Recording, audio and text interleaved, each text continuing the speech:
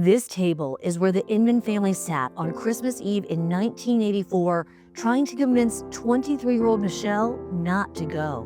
My grandmother tried desperately, all of us did, to have her stay. They knew she was in some sort of trouble. They knew she was hanging out with the wrong crowd. What they didn't know is that when Michelle walked out that evening, It's devastating. they were never going to see her again.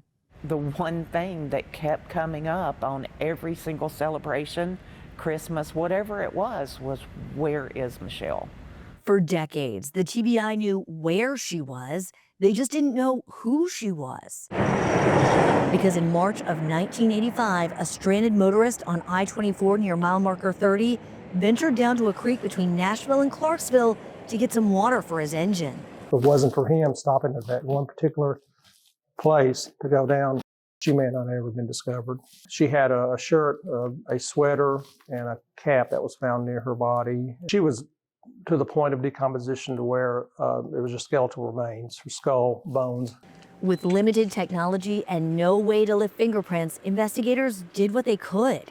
They entered her dental records into the National Crime Information Center and combed through missing persons reports, but never found a match. It was a feeling of frustration, hopelessness, in the sense that we just need that one break. And then again, there's the reality also is this victim may go unidentified until something happens, something breaks for us, and it did. 38 years after her body had been discovered, new technology meant a new chance for identification, forensic genetic genealogy. A game changer, right? We're able to use publicly available DNA that people choose to allow law enforcement to use to work these cases. Special Agent Brandon Elkins took it upon himself to assemble a team. Together, they searched through thousands of case files, secured a federal grant to pay overtime for scientists and analysts. Then they obtained funding from the governor's office to tackle cases involving unidentified people. We take the DNA of the person and we essentially build back their family tree until we can figure out who that person is. And there's been several cases, Michelle's included, where I've been able to make that phone call and say, we've got her name. We know who she is. Michelle's cousin, Dana Ryan, remembers getting that call. I couldn't believe it. Almost couldn't believe it. Now she and her family desperately want to know who is responsible for Michelle's murder. I don't think it's so much closure, but when you find out that something as horrific as what happened to her was, you just want answers. You need them. And I think at this point we kind of deserve them. Investigators here at the TBI won't rest until they get them, and they feel like they're closing in. As technology improves, they plan to submit new evidence for examination. Again, they believe Michelle was leaving town on December 25th, 1984.